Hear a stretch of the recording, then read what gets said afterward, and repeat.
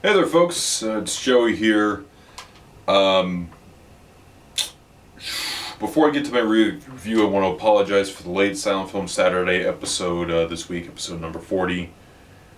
That rarely happens where it gets that late, and I apologize. Thank you for your patience. Also, shout out to Joseph Parra for pointing out that there are better prints of The Trap in existence. Personally, I was not aware of that, but thank you. And maybe if I can seek it out in the future in a better print, I will look at it again in a separate video, of course. And also this week, I'm going to be talking about Oswald the Lucky Rabbit, the Disney cartoons that were distributed by Universal. And Oswald the Lucky Rabbit was the creation, was the of iWorks Disney creation that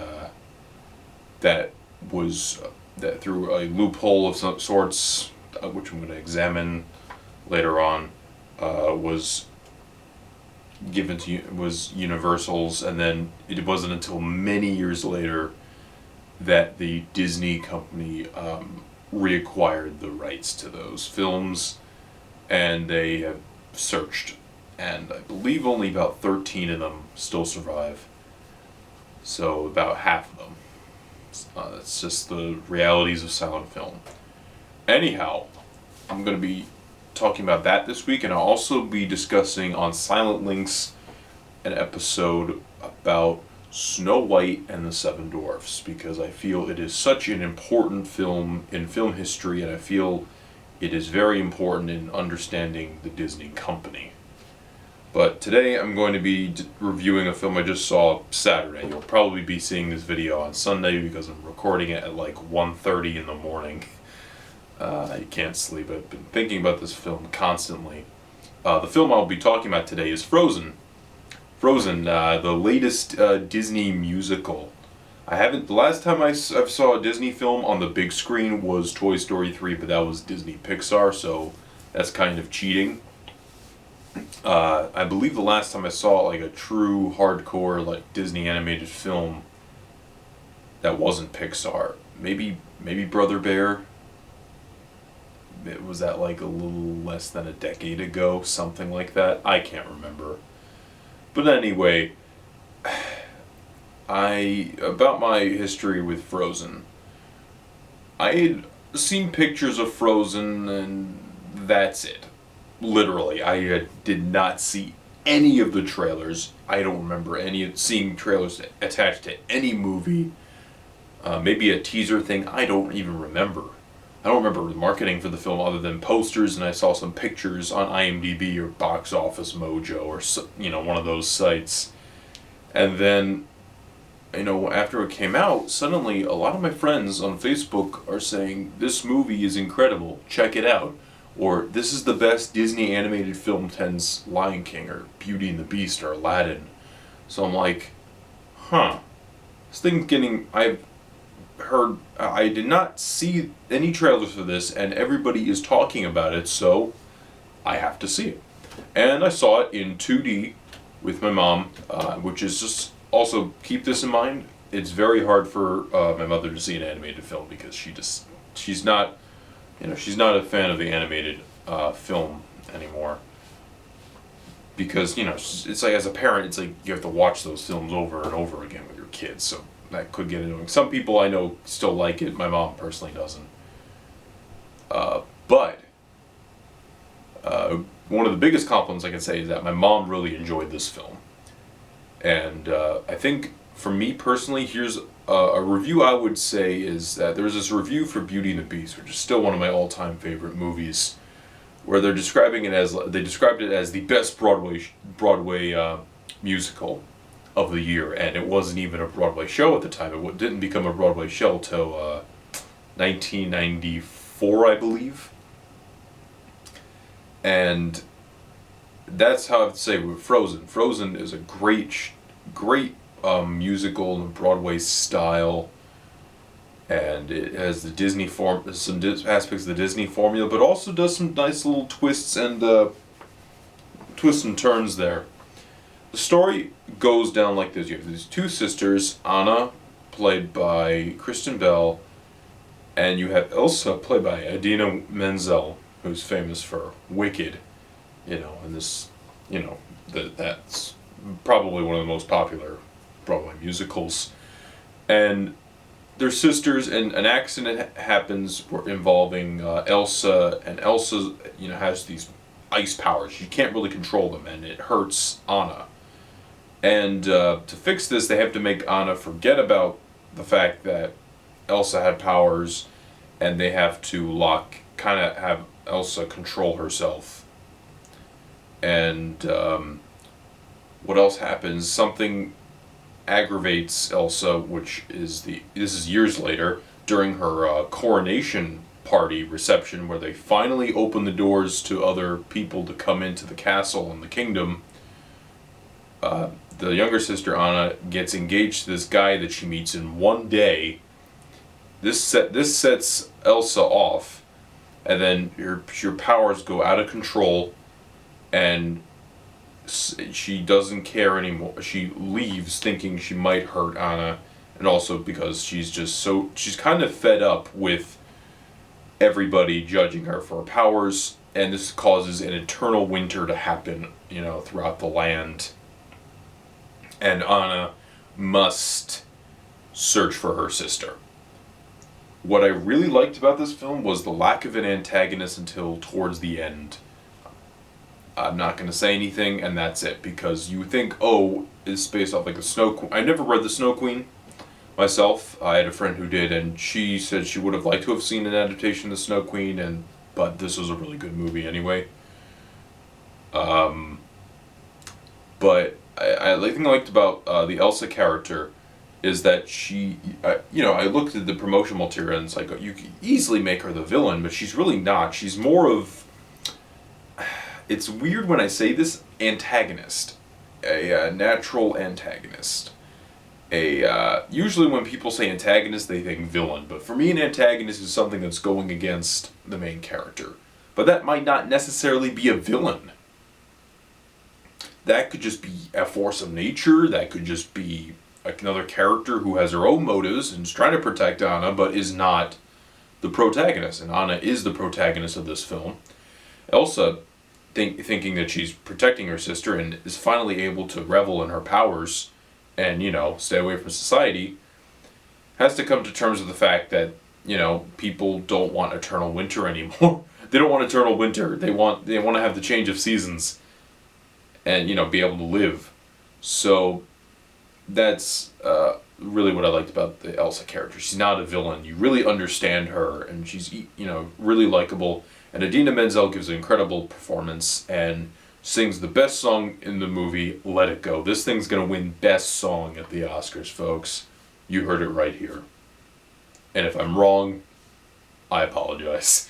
Anna is played by Kristen Bell, and she's really good in the movie. She's really cheery, has high energy, she's always optimistic, and she's a strong female character too, but not like a strong female character where it's just a dude wearing a dress. And what I mean by that is there's sometimes female characters where a man's interpretation of a strong female character would be,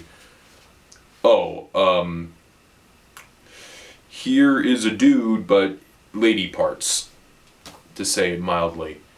And she's feminine, she wants to meet the right guy, but at the same time she's willing to do things on her own and go out into the wilderness to find her sister.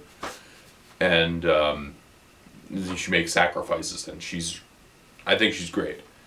And I really like one of the songs in the opening where she's just so optimistic about life and doing things.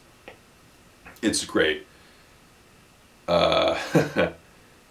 So, other characters, you have Kristoff and his reindeer Sven, and they're really great characters. They basically help Anna on her journey into finding the sister, and then there's the ice delivery guys. They get ice and stuff, and they're really supportive characters. One of the biggest surprises about this movie was the character of Olaf, who's essentially the comic relief. He's funny, and the kids, they laugh because of the snowman. that's telling jokes. But I surprised at how much I liked that character, because when I looked at the posters and some of the images, I thought, good God, it's Jar Jar Binks. Stop it. But he's really funny, and there's moments in the film where you're like, oh man, it's you almost feel like you've known this character for so many years, through watching him on VHS, even though you really didn't. What I mean by that is, like, when you think of like Disney films like Beauty and the Beast or Lion King, you have these supporting characters, like Lumiere, Cogsworth, or Timon and Pumbaa, where you're like, oh, those guys, yeah. That's kind of how I felt about Olaf. You might not be on that level, but I feel that I'm genuinely surprised at how much I like this character. One of my favorite songs in the movie is about his desire to experience summer. But he doesn't realize that summer will melt him. But he's just so happy in the song. He's just like, I want summer to happen so bad. And it's a really nice moment in the film. I also like that the film is somewhat self-aware at certain points. And you have, excuse me, and you have the Anna character saying, she met this prince and got engaged in one day. And the Kristoff character is just like, wait a minute, you met him in one day and you got engaged already.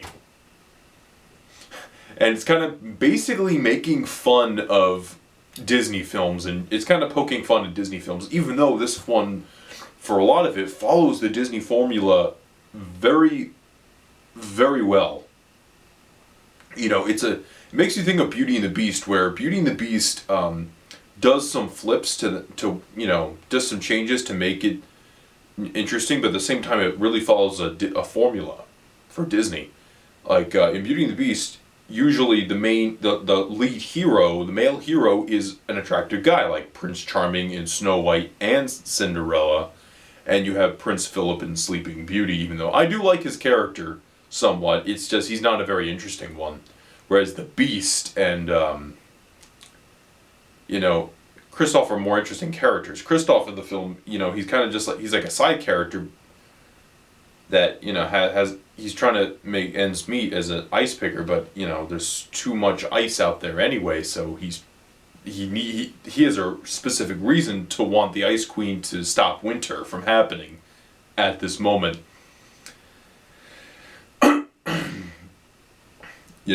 Or in the typical, there's something in the end of the film, there's like a certain but there's a certain point where they do a flip, and I say to myself, that was really interesting twist on a theme that usually occurs in these films. Other than that, I have to say, is genuinely one of the best movies I've seen this year. I'd probably put it in my top 3, top 2, maybe.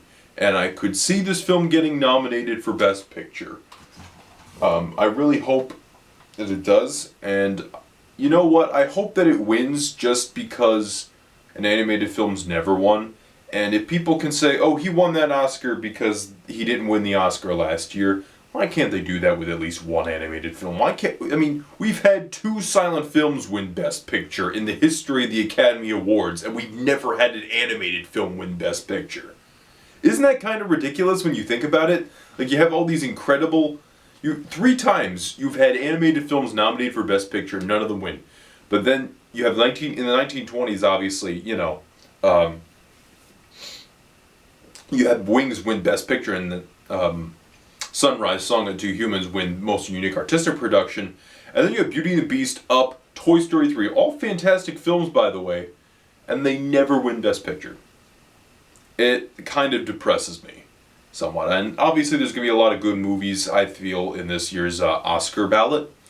But I still feel that, if I'm going to allow one, okay, we apologize award, it'll be Frozen for Best Picture. Because I think Disney should have a Best Picture Oscar on its shelf. I don't know, that's just me. I like to see it happen in the future, or at least definitely in my lifetime. Other than that, I have to say, take your kids, take your grandkids to see Frozen. It's a fantastic movie. I think it was well worth my money, and I can't wait to see the movie again, and I'm anticipating on adding it to my Blu-ray collection. I'll see you later this week for Snow White and the Seven Dwarfs review on Silent Links, and a Silent Film Saturday episode of Oswald the Lucky Rabbit, my top 5 favorite shorts from those cartoons. I'll see you later.